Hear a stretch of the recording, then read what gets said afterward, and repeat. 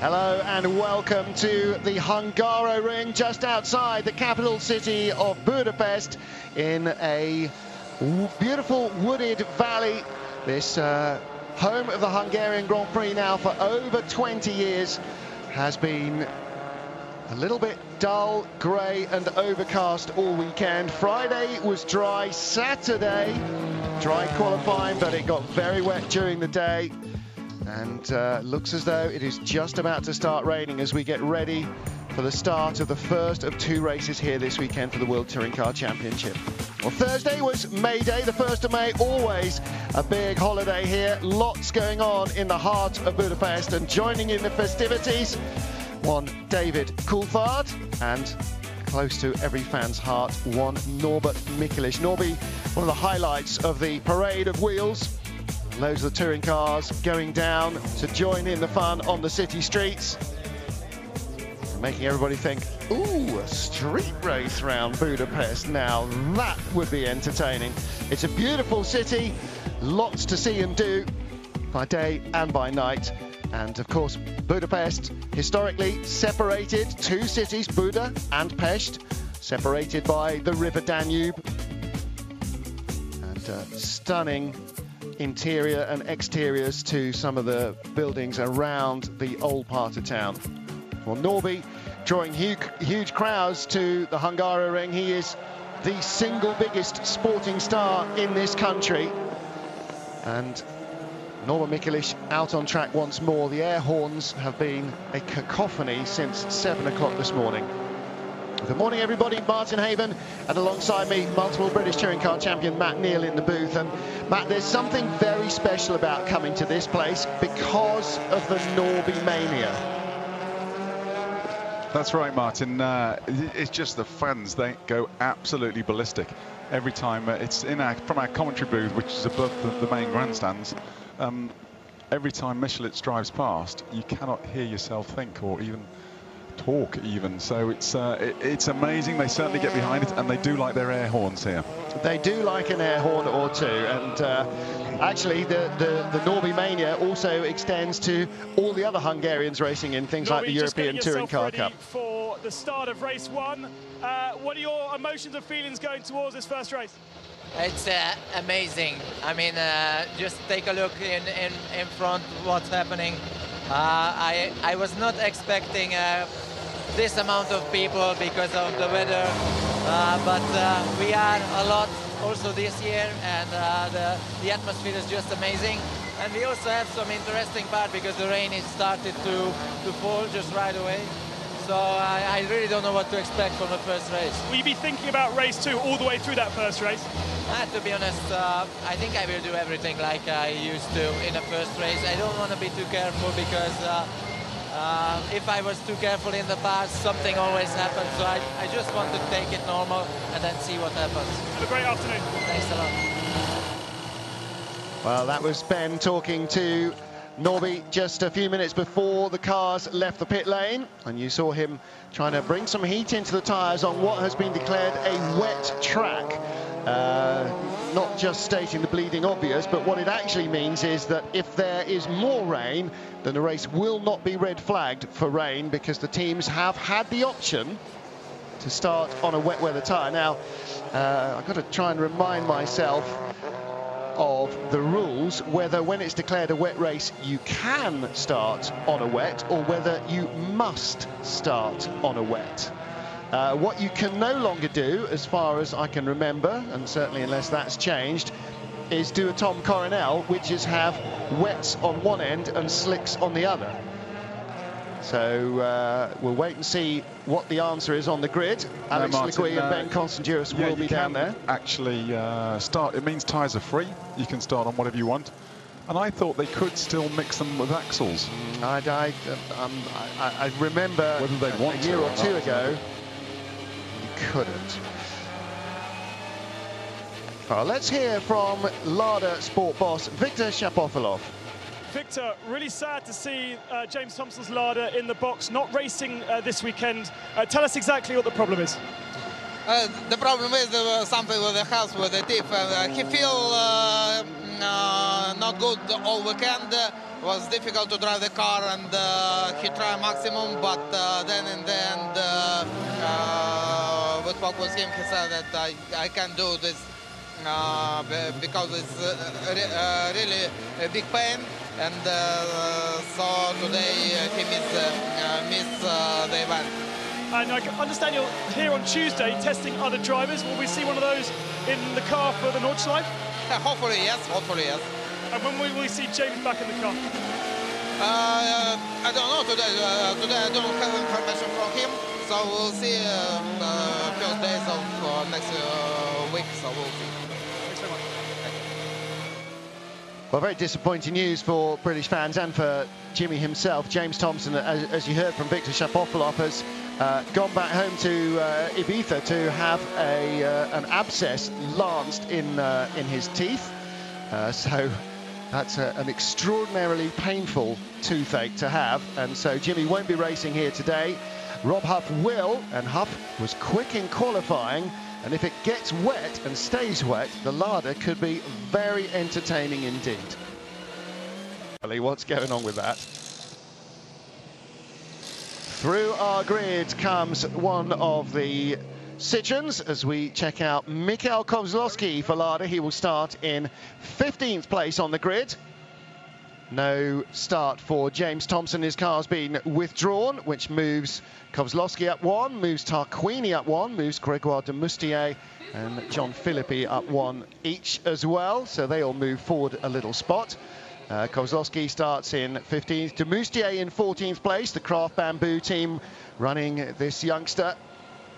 And looking around at the car today, just really admiring the new aero package that RML have produced for this car. Stuart Cowie's here, who's in charge of the development at RML, and I was chatting to him again this morning, and there is still more stuff in the pipeline coming on stream for these Chevys, but of course it's not all free, Matt, so not every Chevrolet you'll see has got all the updates on it.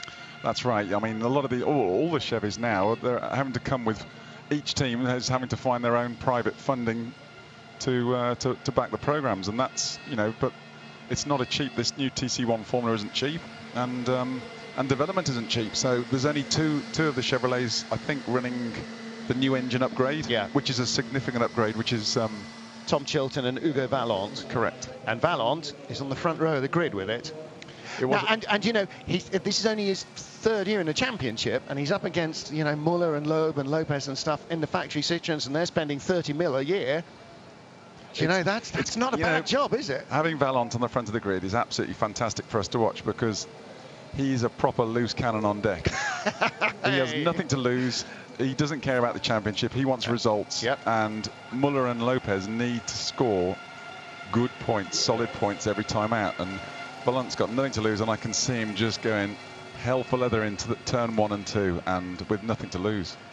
So Stefano D'Aste, 12th place for the Italian, 11th place for Mehdi Benani. Now his Citroen, we understand, is the same spec as the other 4 Total Racing Citroens. It's been run by Sebastian Loeb Racing in the garage right beside the other 4 factory cars. So it's certainly close enough to be able to get all the bits it needs.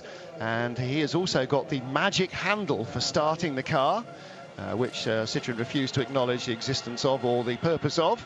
Well, he's got the magic handle which appeared in Morocco, which the factory cars have now moved on from again. So he's almost up to date. They've changed it a little bit, haven't they? And we found out clearly in Morocco that the magic lever does absolutely nothing, because all the Citroens made rubbish starts, despite having had some new trickery.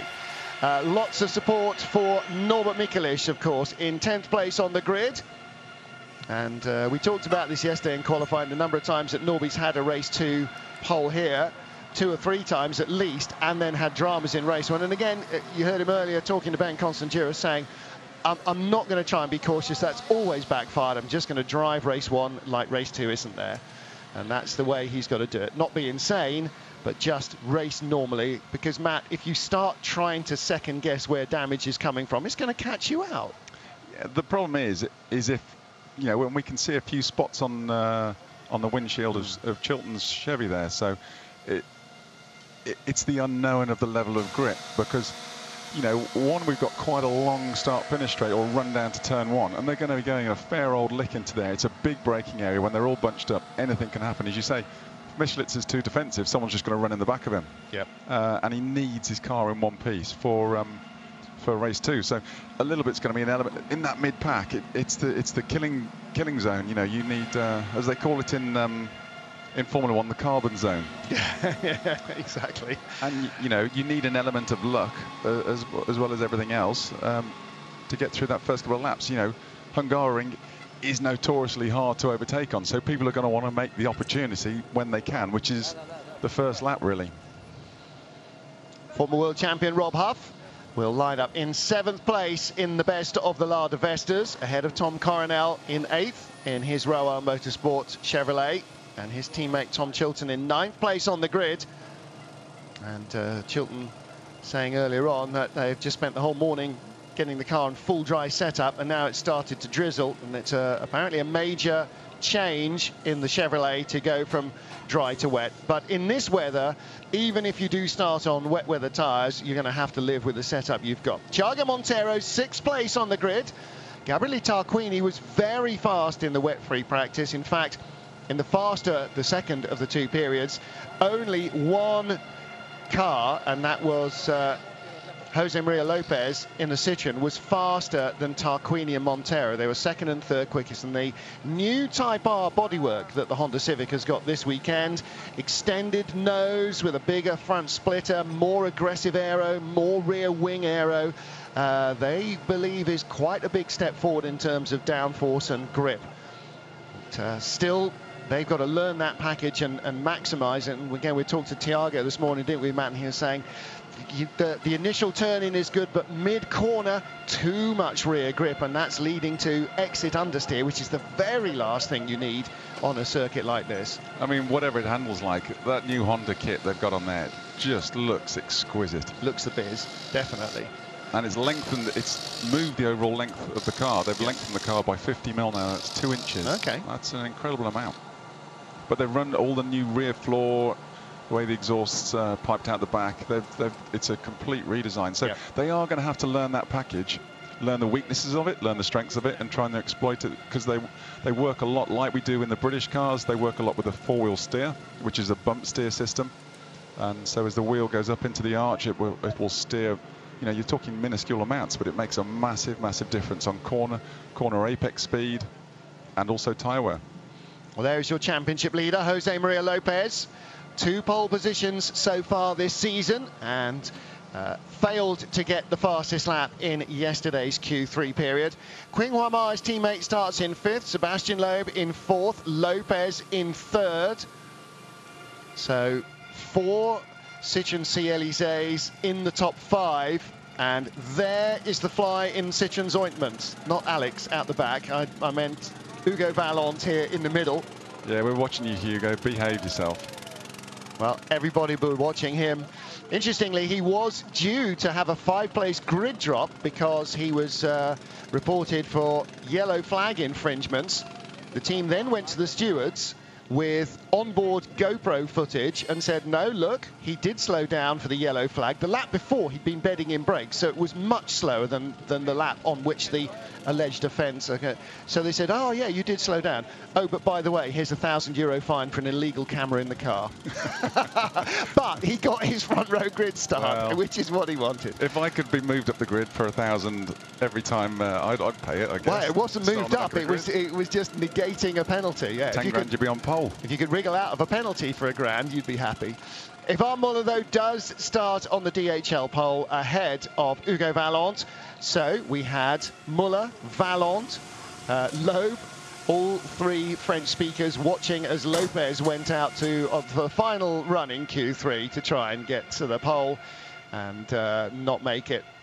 Lopez starts 3rd, but it is Ivan Muller on his first pole of the season. Let's hear from him now. Ivan, must be very nice to have a clear view ahead of you. First time since Spa last year. Yeah, absolutely, but Spa was not that far. It's always important to be on pole position. It's better than to be behind, but the bigger part of the weekend is to be done now. And what about the car to your right-hand side? It will be tough to keep him behind because he's fast. He knows his car. He's light, 60 kilo light. We will struggle with the tire quite quickly because the overweight. But we'll see. I will do my best. Thank you very much, Matt. Have a good race. Thank you. Well, that's the other change that we haven't quite touched on yet, Matt, is that the Citroën C-Élysées are now all 60 kilos heavier than all their rivals, and that could have an effect as well. Well, let's hear from Hugo Vallant. He's with Alex Legui. Well, Hugo, you were due to have 5-place penalty, but you're not. You're up here second. What's your strategy into that first corner? We'll see after the start. You know, the first few meters will tell what position I will be around the first corner. Ivan chose to be on the best side in terms of cleanness, I would say. So I'm on the dirty side of the track, but then again I have the inside over there. I'll definitely try and overtake him if I have the chance to. I'm not here to defend my position compared to the other guys. I want to get in front, and that's what we're going to try and do. And how much are you going to be thinking about these two champs behind you? Well, I feel more comfortable having them behind me than some other drivers. So those guys know what they do, and they're consistent on track, and they don't make silly mistakes. So they'll be tough to keep them behind because they know their way past people, but I'm going to try and pass this guy. Power's on, Hugo. So the tactics for Vallant, he's not going to be the world champion because there are 5 Citroëns. So he wants to win races. He wants to win this race. He wants to beat Ivan. Behind him, Loeb, second in the championship, and Lopez, the points leader, don't actually need to get by Vallant, because even if Muller wins, he's only get a few points back, so they can be very relaxed about it. Muller here is the man of... Hugo Vallant on the front row of the grid for Campos Racing in his Chevrolet. And the DHL pole sitter who will lead the field round here for the first race at the Hungaroring is Ivan Muller in the Citroën C-Élysées. The constant barrage of air horns in the background. You can hear the grandstands are very busy, and they're not quite full. There's a lot of food courts out behind us as we sit in our commentary position over the grandstands. They've been doing a roaring trade. But Ivan Muller, Matt Neal has to make this work. He has to get the points. He must not lose more points to Lopez and Loeb, who start on row 2. Yeah, as I said before, it's Vallant is going to have a big influence. If I could get down Ladbrokes now, I think I'd put some money on him to driving into one of the Citroëns. I think it's, you know, and then we got these flash points on the grid. Huff's a fast starter, very aggressive. Banani, he knows he's back from the other Citroëns, and he's been pretty aggressive in the opening couple of rounds, so he's going to be wanting to push it forward, but he's heavy as well. Tarquini on the back. Yep. Nothing to lose. He's going to be starting on the back row both races. He's fast, and he can be very, very aggressive. And he really starts well. His getaways are legendary, so yeah, he could be very entertaining. And of course, for the crowd, yeah, okay, Muller, Vallant, whatever, Norby. It's that black and red car on the bottom right of your screen. That's the one they'll be focused on, because there's not just one race here, there are 2. And in race 2, it'll be Norbert Michelisz on pole position. So if his car gets damaged, suddenly race 1 becomes a major drama. What have we said before? Run into Norby at your peril. Yeah. Because you won't get out the circuit with all these cars. Go straight to the airport if you can. Oh, very slow away there is Qinghua Ma. They'll be checking all the biting points on the clutches and making sure everything's warm enough. Using their fancy new secret lever. Well, they've all got start systems of everybody up and down the grid. I mean, Citroën are just trying to be a bit too secretive about the systems they've got in place. I wonder if they've told the drivers about them yet. Oh yeah, the drivers all know about them. They're just not allowed to tell anybody else that they exist or admit what they do. So, Phil being led around by Ivan Muller. No sign of any spots of rain at the moment. Had a little bit of drizzle at the end of the previous race for AutoGP. But looks as though it's pretty dry. Let's get a feeling for it from the local hero, Norbert Mikulich in his Honda on the formation lap.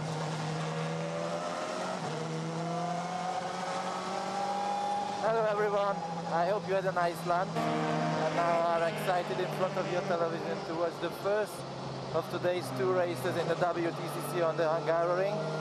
We have quite difficult conditions because the rain just started to stop falling. The track is still a little bit slippery.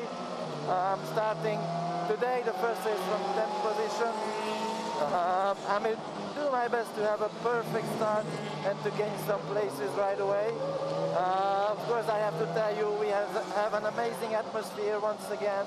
A lot of Hungarian fans supporting us. So I will do my best and hold your fingers crossed, please, for me.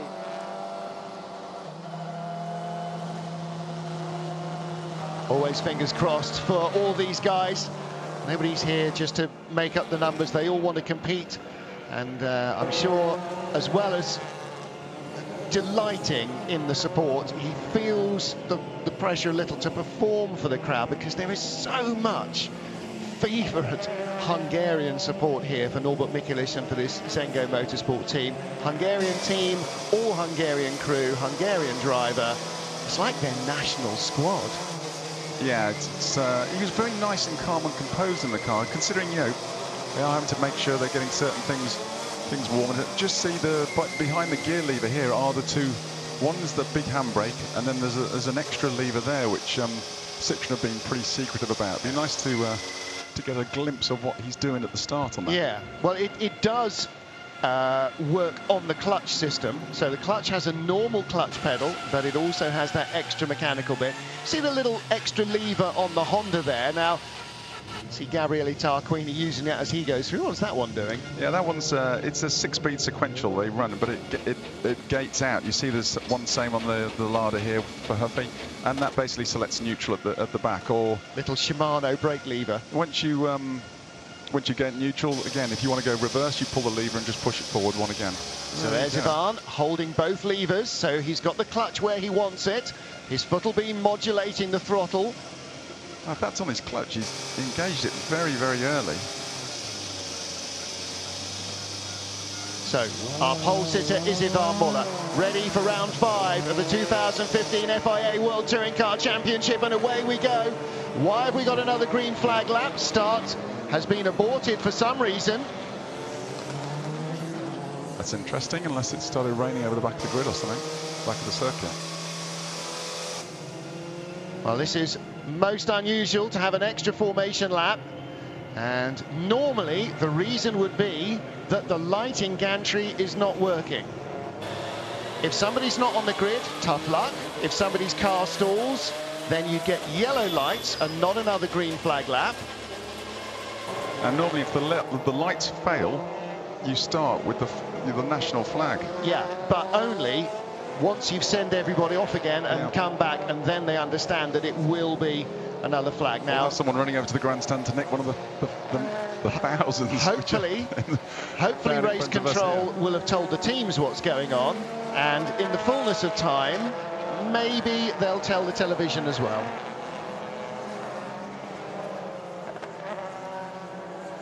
Well, let's hear from Rob Huff and see if he knows anything.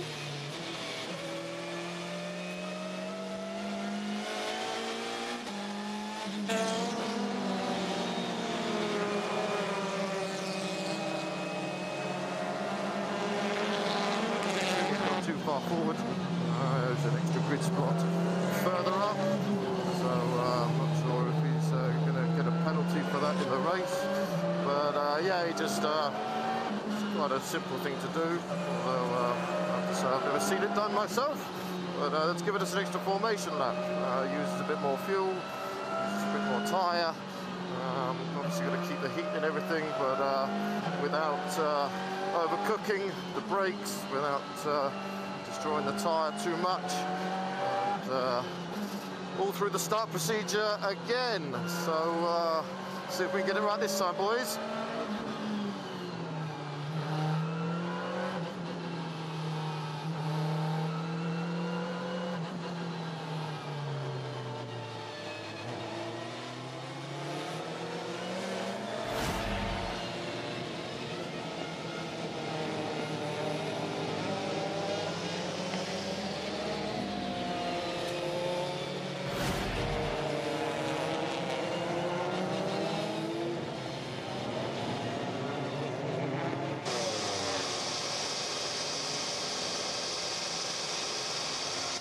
So Van Muller brings the field once more to the grid. Race distance reduced from 14 to 13 laps because they've now burned off, not quite a lap of fuel, but you know what I mean. Hugo Vallant will be alongside, and there was confusion between Lopez and Loeb. Lopez, I think, on the wrong side of the grid, and there was definitely an empty spot behind Hugo Vallant, so somewhere in the Lopez-Loeb-Mar trio of Citroens, it didn't go well. Obviously, if we go now to Citroen, they'll explain that the rule is wrong in the same way that Mar missing qualifying was a bad rule. But there may well be a penalty to pay for that. Red lights are on, and away we go. Good start from Van Muller. Good start from Hugo Vallant. And Lopez is on the inside. He's looking down the inside of Muller, and he's got a really good run. Matt Neal, he's going to take the lead away from the poleman into the first turn, and that is exactly what Muller did not need. Lopez made a fantastic start getting the power down, and he's jumped the pair of them, but Volante is definitely going to be on the attack now. And was that Mar that went out wide? It was, after a touch from Lopez. Vallant looked like he was down into fifth. The other two Citroens touched. Muller goes around the outside, and Vallant is going to be right in there as well. Thiago Montero goes by Sebastian Loeb. Norbert Michaelis goes by Tom Coronel. And where has Tarquini got to? Well, he's only one car further up. And Vallant made a decent start, but Lopez made the best, and he has held on to the lead. So it's Lopez, Muller, Vallant, and then the 33 car of Mar, and Montero got by Sebastian Loeb for fifth place. It seemed Muller made a good start, went to the inside to cover Vallant, and then just took his eye off the ball, and Lopez just got in there and jumped him. It was the second phase of the start where he really seemed to get the power going. Yep. Now Muller needs to shake off Vallant and get his head down to see if he can put Lopez under pressure, because if he gives him fresh air, the Argentinian will just be gone. Tarquini, fastest man in the first sector on lap 1. Lopez, fastest in sector 2 on lap 1.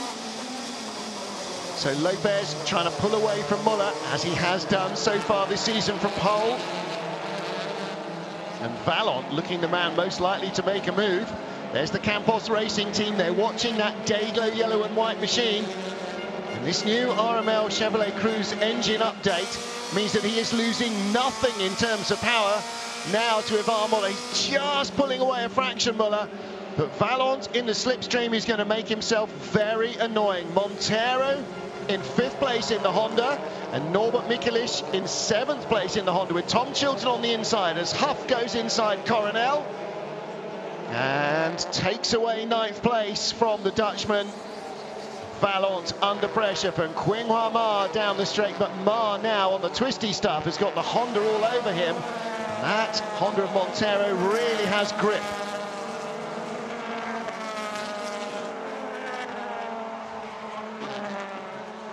Race 1 in Hungary.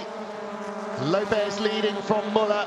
Battle of the black and red cars is for 7th place. Norbert Michaelis putting a move on Michelin, getting bumped on the inside by Tom Chilton. Now Norby went by you cleanly, Tom. There was no need to bounce your way through in corner 5. That was a good opportunistic move, that was. Right behind are the 2 yellow cars of Huff and Coronel. Huff got by Coronel on the start of the lap. Mehdi Benani behind them in 11th place. Don't forget he's battling Norbert Michaelis here for the Yokohama Independence Trophy. Benani leads by 1 point coming in here. Michelin is actually out of position for where he's been running most of the weekend. He's up to 7th place, which is after a great start and opening lap, but his outright speed has sort of been 10th, 11th, 12th all weekend, so I know Huffy's definitely got him in sights, because Huffy could have gone better in qualifying. Yep. And so he's definitely going to be zeroing in on the back of that Honda. Jose Maria Lopez leads from Ivan Muller. Citroen starting to ease away now from Hugo Vallant, and down the straight, the 4th car, Qinghua Ma in his Citroen. Sebastian Loeb in 6th position, can't hold on to Thiago Montero's Honda, and Tom Chilton pulls out to show his nose. Doesn't work for him. Gabriele Tarquini has got by Stefano D'Aste. Gregoire de Moustier, John Philippi and Mikhail Kozlowski away from the start, but it's going to be a long afternoon for Tarquini from the last spot on the grid, trying to make his way through traffic. Not sure if he and Thiago will have gone on the same setup on the car. It's the Campos Racing team watching the man in third place, Hugo Vallant. Looks as though whatever they've done, Thiago has got the better setup of the two Honda drivers. Muller's just posted the fastest front sector of the race, so he's going to try and zero in on Lopez now by the looks. Lopez faster by 0.06 of a second on the previous lap. There is almost nothing to choose between them. But you're right, 0.17 quicker on the first sector. Muller closing in on Lopez.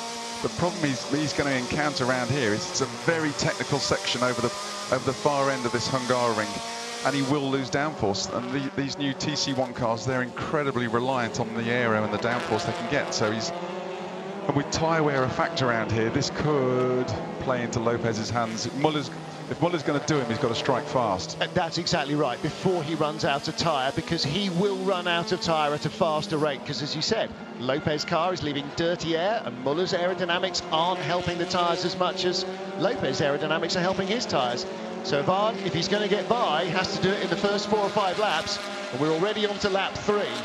And unlike the British series, the weight applied to the cars is done by Mark here, so all the Citroens will be running at the same weight. All the Chevrolets, all the Hondas will be 60 kilos lighter this weekend. Well, fastest lap that time round from Muller, but by just 6 thousandths quicker than Lopez. That's nothing like enough. He's got no speed in hand now over Lopez. He's in that half a second behind area where he's just stalled, isn't he? Yeah, he pulls it in the first and the third sector, and then Lopez pulls it back out in the middle sector, which is the technical part, and you are stuck at a bit of a traffic jam there. Yeah, we heard from Ivan after qualifying saying it wasn't a perfect lap. He said a perfect lap here is almost impossible. You're either quick in sector 1 and you pay for it in sector 3, or you're not so quick in sector 1 and sector 2 and 3 go better for you. He said, but the tyre can't give you a perfect lap. This is such a high tyre wear track. Gabriele Tarquini stuck behind Mehdi Benani. Benani last year, of course, in a Honda, this year in that Citroen C-Elysée, still in the green, white and red of Morocco. But Tarquini's definitely the man on the move. He's up to 12th so far, so he's had a cracking opening few laps. Ivan Muller's start procedure will be investigated after race 2. I don't think he did anything wrong, did he? No, he was on pole, and... Maybe it's because we've now got a camera on his lever. Yeah, it wasn't him that was out of position, was it? Wasn't he on pole in the pole position spot? I thought the front row was okay. I thought it was Loeb. And there was a gap behind Vallant. Yeah, I thought it was Sebastian Loeb who was out of position. Well, what do we know? Certainly nothing, because nobody's telling us anything. Can't see what Muller did wrong, unless they're just going to penalise him for not being fast enough away and allowing Lopez to lead again. Yeah, Lopez fastest lap of the race. Yeah, 2/10. So he's got his head down now, pinned his ears back. 2/10 in hand over Muller again, added to his advantage this lap. Battle for third place is entertaining, isn't it? Hugo Vallant not able to keep pace with Lopez and Muller, but again, Quinhua Ma, that Citroen in the middle of this little trio, potentially with a quicker car, just can't quite find a way to get by. And this is where the war of attrition that is the Hungaroring is really setting in. Montero in 5th in a similar position. He could probably go faster if he could actually find a way past Ma. Yeah, if Vallant can hang on the first sort of half of the race, the Citroen is 60 kilos heavier, so it's going to be harder on its tyres. The Honda is quite a stiff car, so in theory that should be tougher on its tyres as well. So if he can hang on the first half, then the two behind him should lose their edge and drop away. And the other advantage for Vallant, of course, is that he is running in clear air in third place, because he's about 1.5 seconds behind Muller, so his tyres will last longer than Ma and Montero, who are both in his slipstream and in his turbulence and working their tyres harder. So yeah, that's a very good point. All those cards favour Vallant over Ma, unless Ma gets by soon. Huff and Coronel still ahead of Benani and Tarquini. That's 9th, 10th, 11th and 12th.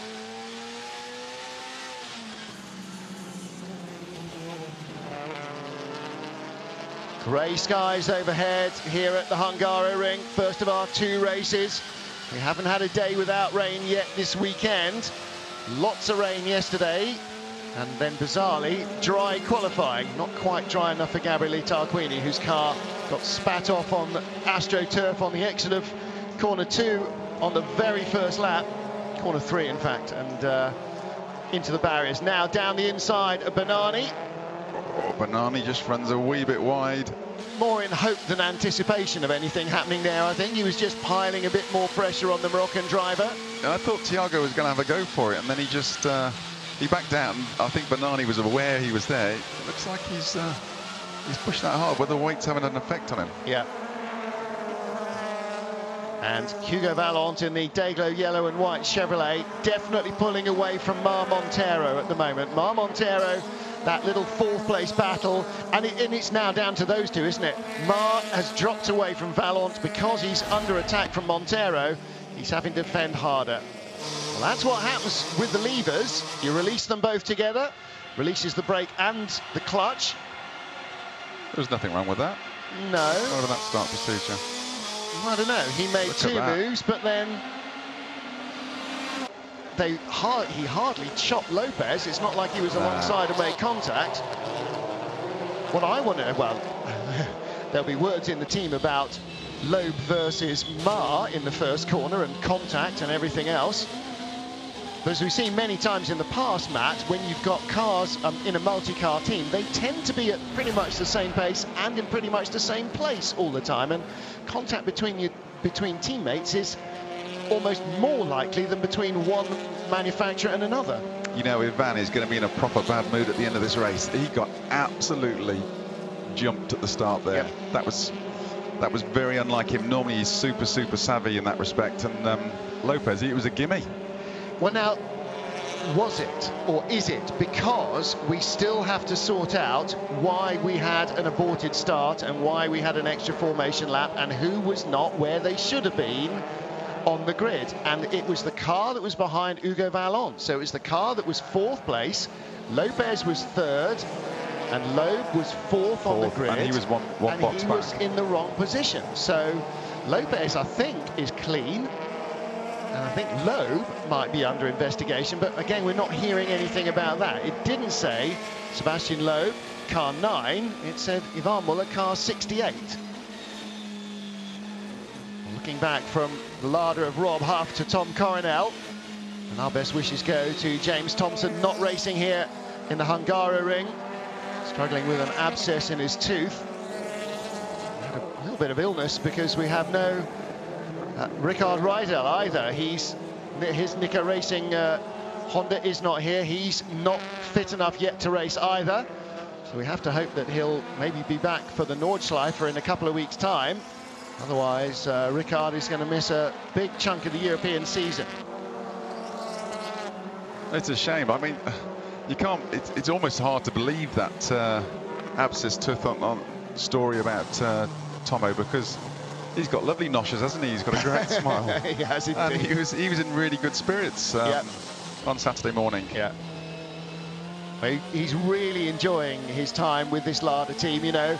Okay, not a World Championship winning car, and the new Vesta has been tough work for the team to produce, but you know, he's always at pains to underline just how hard the guys in the Lada team work. As hard as anybody else, and perhaps with less budget than almost anybody else. Thiago's and Montero's definitely bottled up behind these 2, and if he could just find a way past, I think that Honda could push its way onto the podium there. Well, as Lopez has stretched his way 2.2 seconds clear of Muller, suddenly the gap that Vallant had over Mar a lap ago has evaporated. What did Hugo do wrong that Mar and Montero have suddenly... It's not like they've worked together, because Montero's still trying to find a way past the Chinese driver Citroën. But Hugo Vallant must have made a little error somewhere. No, he's not made an error. The times are there, but the gap's been eroded. But he's definitely the cork in the bottle for these 2, and especially for the Type R that's at the back of the 3. Those Hondas have showed incredible pace this weekend, especially in the dry. And if the circuit, you know, the moisture in the air has just dried up a bit. Maybe the circuit's coming back to its full dry running. So, well, traditionally it does get quicker lap by lap, this track over the weekend, because it doesn't get as much use as some other tracks. They did have racing here last weekend, so slightly rubbered up. And the other thing, of course, is that Honda was very quick in FP2 in the pouring rain. They were second and third behind only Lopez. So either weather would have worked for them this weekend.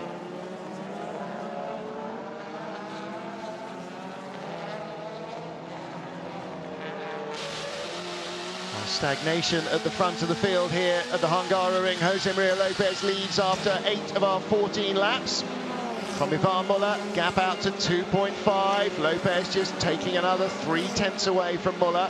Further back, looking at the battle of the yellow cars, Rob Huff ahead of Tom Coronel, and the yellow and white car, third place Hugo Ballot in front of Qinghua Ma and Tiago Montero, and the red, white and green Honda Civic. Matt, with its very different looking aerodynamics front and rear. You can see it particularly in the profile how much longer the nose of the car looks. I mean, you said it's 50 mil, two inches or so. It looks notably longer than that. It's a much pronounced different look to the front. The Jazz Honda guys look as though they've done a fabulous job on there. Oh, was that Mar just getting a wee bit out of shape through there? Yeah, they look as though they've done a fantastic job. I mean, the new aero looks fantastic. Awesome on the Civic. The way Tiago closes in through corner 5. We were talking to him this morning, and he was saying that how good the car is under braking and in the first stage of the turn into apex. He said on the way out, still got too much rear grip, and as a result they're getting understeer, wheel spin, and trying to find their way off the corner. And that's going to be part of what they need to unlock from this new package. Yeah, I mean the Chevrolet of Coronel in this sandwich, he's not one of the lucky ones who's running the new RML engine upgrade, so he is going to be slightly shy on straight line speed, so which is going to hinder him being able to attack Huffy, and is going to leave him a little bit open to Montero. Well, he's looking maybe at introducing a new engine. It's not a free upgrade, so first of all you've got to find the money, and Tom of course finds all his sponsors himself.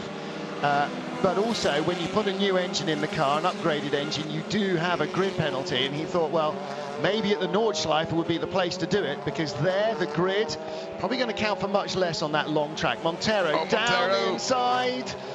Little touch there with Ma, nothing untoward.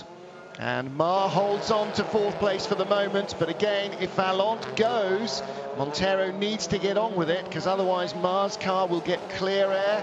And he'll be able to preserve his tyres a little better than the Honda. That Honda is good under braking now. Really good. He's taking bites out of the back bumper of Ma, under braking in every turn. But we've seen before, last year and this, how good the Citroën is at putting its power down out of the corners. Seems very good over seems to be one of the best cars for riding over the curbs, doesn't it? Well, again, you know, you get a rally team to build a racing car, they haven't forgot what they know about suspension travel and how you control body mass.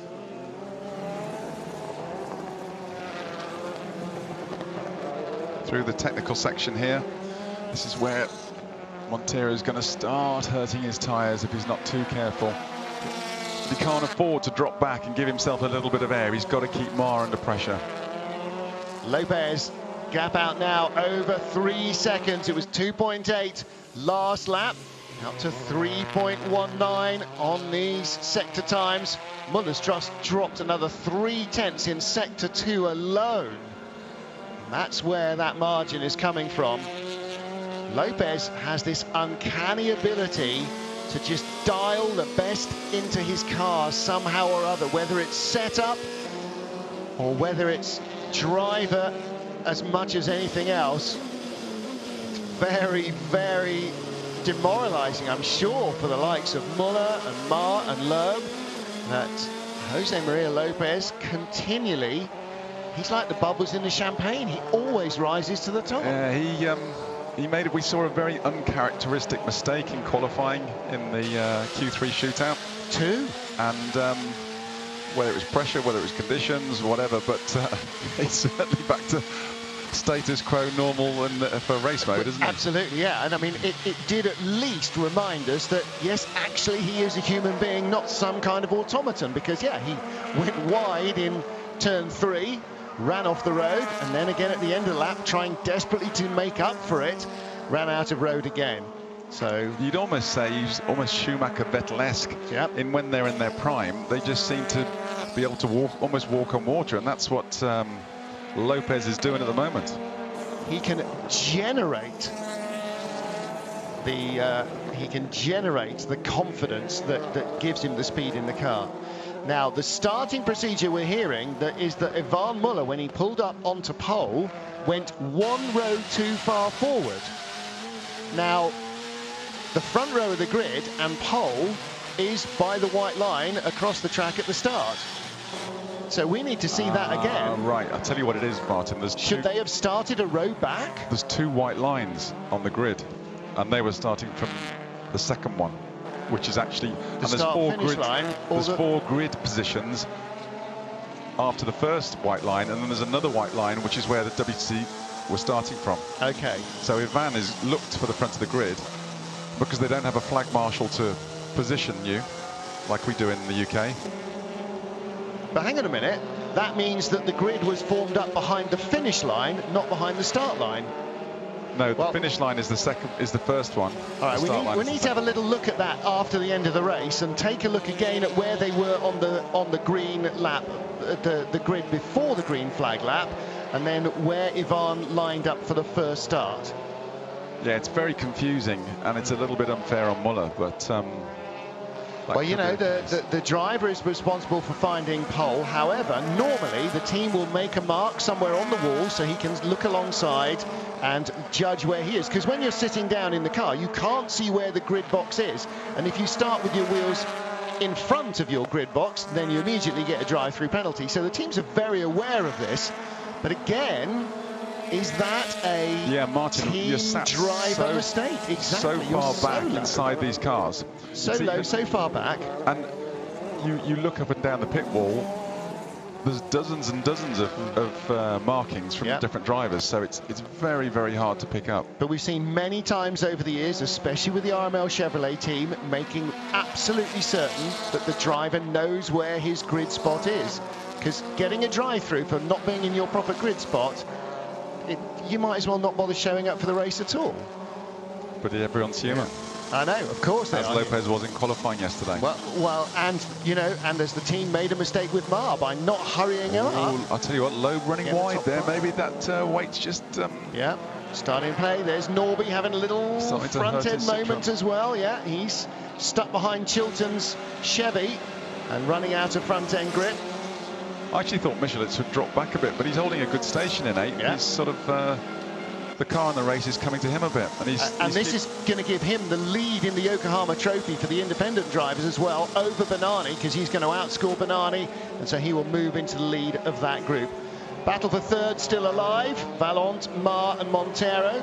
Then behind him, Loeb, kind of deflated. I wonder if that little rub with Mar has had some effect on Sebastian Loeb's car, because on pace, and he's at the front of the next queue, he should have caught Montero. He should be behind Montero all over him. But he's shown no signs of being able to go quickly enough.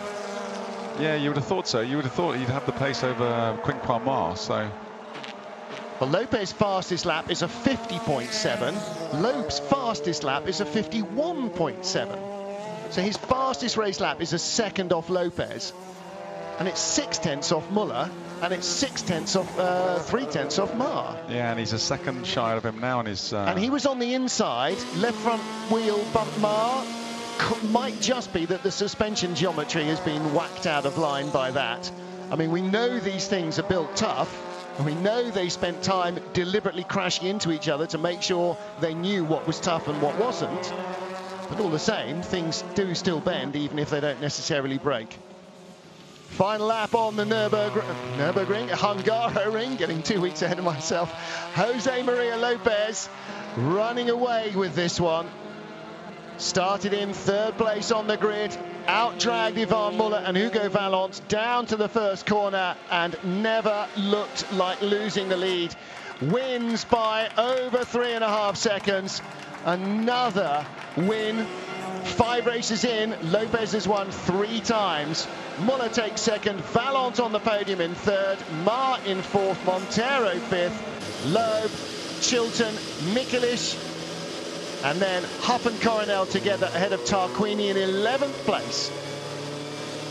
But Jose Maria Lopez looking very happy with that. And of course, he will start in front of Ivan Muller and Hugo Vallant. 10th, 9th and 8th they will be on the race 2 grid. So he's got another opportunity in race 2 to outscore Muller once more.